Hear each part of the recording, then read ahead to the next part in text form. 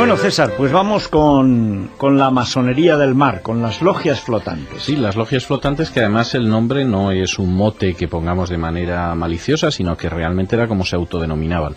Las logias flotantes están conectadas, yo creo, con uno de los personajes más extraordinarios y más influyentes de la historia de España del primer medio siglo y prácticamente desconocido, que era un capitán de marina que se llamaba Ángel Rizo, cuyo nombre seguramente a muchísimos de nuestros oyentes no les sonará absolutamente de nada. Es más, parece un nombre de peluquería. Exactamente. Sí.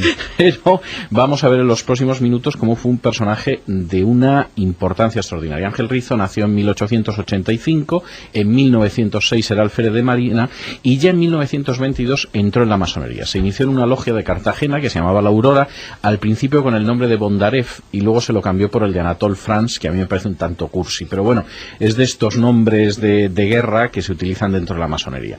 La verdad es que Ángel Rizo tenía muy claro que la masonería tenía que ser uno de los factores que hiciera saltar por los aires a la monarquía parlamentaria de Alfonso XIII. Y consideraba que además eso podía hacerse desde la marina porque contaba sobre todo con el precedente ruso. Es decir, en Rusia, tanto en 1905 como en 1917, se habían creado una serie de comités dentro de los barcos de guerra de la Marina del Zar que tuvieron un papel enorme en ayudar a la revolución. Y la idea de Rizo es que eso se podía hacer en España. Y incluso se decidió todavía más en esa dirección cuando un intento de golpe republicano anterior al de Jaca, apenas conocido pero muy importante, que fue el de septiembre de 1929, fracasó. Y a partir de ese momento Rizo decidió que efectivamente la Marina tenía que tener ese papel y lo iba a tener a través de las logias. Del 8 al 11 de noviembre de 1929, es decir, estamos hablando casi del último año y medio de vida de la monarquía de Alfonso XIII, él presentó a estudio a la octava asamblea simbólica de la masonería que se celebraba en Barcelona, un informe para que se estudiara la posibilidad de crear estas logias flotantes dentro de la Marina. Y Diego Martínez Barrio, que en fin llegaría a ser personaje importantísimo durante la Segunda República y que era masón, en junio de 1930 le dio el permiso oficial literalmente para hacer prosélitos exclusivamente entre el personal subalterno de la Armada. Eso no lo cuenta en sus memorias. Eso no suele contarlo en sus memorias, pero es muy importante. De hecho, Rizo lo hizo también y tuvo tantísima importancia en el periodo anterior a la proclamación de la Segunda República que fue el cerebro del Pacto de San Sebastián. Y recordemos a nuestros oyentes lo que fue el Pacto de San Sebastián. El Pacto de San Sebastián es un pacto que concluyen las fuerzas republicanas en el verano de 1930 para acabar con la monarquía y proclamar la república. Bueno, pues el propio Alejandro Lerroux, también masón, por cierto, reconocía que el gran cerebro había sido Ángel Rizo. Él había sido el que había creado el Pacto de San Sebastián. Y posiblemente eso explica que el Pacto de San Sebastián hiciera concesiones absolutamente innecesarias a los nacionalistas catalanes, porque la Esquerra era un partido prácticamente controlado por la masonería.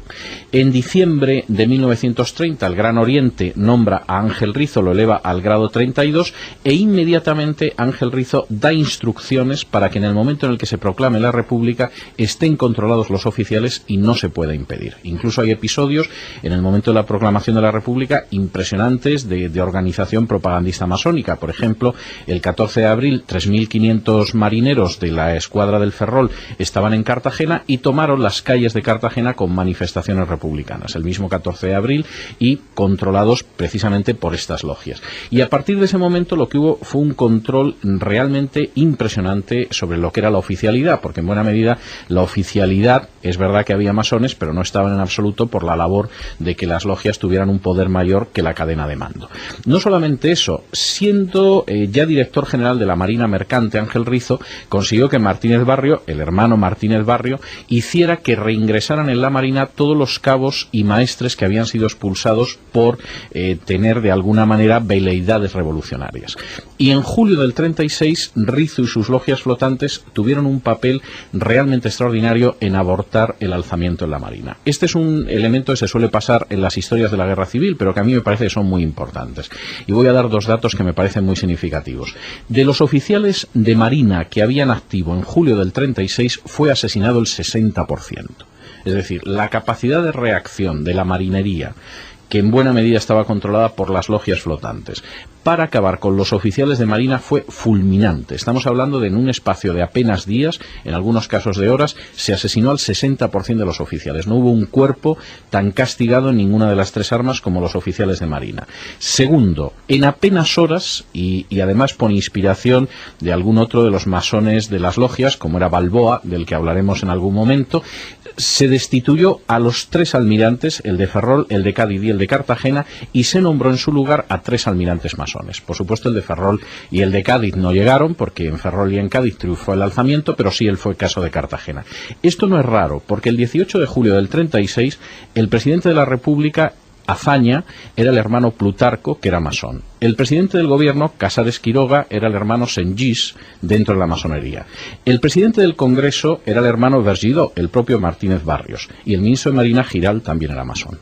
Es decir, de alguna manera, las logias flotantes no pudieron tener más éxito. Y de hecho, se mantuvo un control enorme de la masonería hasta el final de la guerra, en que Ángel Rizo se exilió, se fue a vivir a México, y allí fue donde murió. Pero realmente él había tenido un objetivo, y era convertir de alguna manera a la Marina en ese instrumento de la masonería y en un instrumento revolucionario muy parecido al de la Marina rusa para derribar al zar. Y la verdad es que hay que reconocer que aunque el episodio es poco conocido, aunque casi nadie ha oído hablar de las logias flotantes o de Ángel Rizo, su importancia en ese periodo prerevolucionario y posrevolucionario fue absolutamente impresionante. ¿Por qué se le dio tan poca importancia incluso en las películas más propagandísticas del régimen? Estoy pensando en Raza, con guión del propio Franco, o en otras. Tan poca importancia a la Marina, porque el ejército de África carecía, por lo tanto, de eso, sí. ¿O por qué? Bueno, yo creo que porque no hubo grandes batallas navales, es decir, hubo episodios de enorme importancia, como fue el caso de los enfrentamientos en los que intervinieron, por ejemplo, el Canarias o el Baleares, pero no hubo grandes combates navales. Y por otro lado, la verdad es que aunque la Marina quedó en buena medida controlada por el Frente Popular, y posiblemente eso hizo que no fuera tan activa en muchos aspectos, y aunque es verdad que el número de asesinados pues fue realmente espectacular, no se puede decir que hubiera un elemento militar, pues no sé, tan épico como podía haber en el caso del Alcázar de Toledo, de la batalla del Ebro. O sea que fundamentalmente era por falta, digamos, de perfil mediático, ¿no? Yo creo que sí, porque en otros aspectos la verdad es que el papel de la Marina fue un papel importante. Estoy pensando que Eisenstein, por ejemplo, en Octubre y en otros, bueno, pues sí que lo hizo muy bien, es decir, sí que desde el punto de vista revolucionario. Y en el acorazado Patiomkin. Claro, la verdad es que no pudieron hacerlo, no pudieron dejar una pauta más brillante para este tipo de Por cierto, acción, totalmente mentira. Haciendo un pequeño inciso, la escena de los fusilamientos bajando las escaleras de Odessa o de Ayesa en el acorazado Patiomkin es rigurosamente falsa, como la toma del Palacio de Invierno en octubre de Eisenstein es rigurosamente falsa. Jamás sucedió eso, ni cosa que lejanamente se le pareciera, pero ha quedado en el imaginario popular. Pues seguramente si el Frente Popular hubiera ganado la guerra, hubiéramos tenido una película que se llamara La escuadra la mandan los cabos, o El triunfo, La escuadra del pueblo, algo así, y seguramente pues sí lo hubiéramos visto. Yo creo que pasa lo mismo con la aviación, y en el caso de la aviación quizá de una manera más injusta, porque sí que hubo un papel muy interesante de la aviación de los dos lados, y quizás salvo el caso del Espoir, de la Esperanza de Malraux, que gira en torno a la aviación de la guerra civil apenas ha quedado retratada en el cine. Eso es curioso porque en los textos inmediatamente después de la guerra, si uno se asoma, en el bando nacional hay un héroe que es García Morato. Sí. Gran aviador. El héroe mítico que es el hermano de Franco. Sí. Que es verdad que luego se había hecho revolucionario y tal, pero desde siempre, desde el vuelo del Plus Ultra, en la imaginación popular española, especialmente jóvenes, muchos de ellos luego identificados con el alzamiento, la aviación era un género aventurero y heroico muy cinematográfico, podríamos decir, ¿no? Sí. Y tampoco hubo... Tampoco, y sin embargo en el caso de la aviación, la verdad es que sí fue impresionante. Yo creo que en el caso de la zona del Frente Popular, pues bueno, con l'Espoir de Malraux quedaba más que satisfecha la historia. Pero y lo bien que quedaron los de Mora de Rubielos y toda esa parte donde se rodó, Y entonces pues quedaba satisfecho, y por la otra parte pues yo me imagino que se pensaba que a fin de cuentas pues bueno, era sobre todo la fiel infantería, que es el título tomado además de una estrofa de un himno de la novela de García Serrano, y en buena medida pues a eso quedó recogida la guerra. También hay que decir, o no, la verdad, que aunque se diga lo contrario, películas sobre la guerra civil se han hecho muy pocas, generalmente salvo en los primeros meses después de la guerra, con escaso contenido ideológico. Es decir, yo creo que hubo más un intento de olvidar la guerra. Incluso la propia película de la fiel infantería está dedicada a los combatientes de los dos bandos, y en ese sentido yo creo que hubo más un intento de olvidar la guerra que de mitificarla, con la excepción de 2 o 3 películas muy cercanas al final de la guerra, pues que es el caso de Sin novedad en el Alcázar y poco más. Hay una que se vio poco, Cerca del cielo, que está ahora cielo. Que han sacado Soldados de Salamina, que cuenta el asesinato del obispo de Teruel, del padre Polanco, justo ya cuando entraban en Francia, en la frontera de Lérida con Francia, entre otros asesinatos, que por cierto este asunto, el chico este del país Cercas, pues no le concede la importancia que... No, seguramente. Es que las torturas con castración y fusilamiento después no quedan bien en las películas progres, no le sientan bien a Ariadna Gil. No. Es una pena, es una lástima.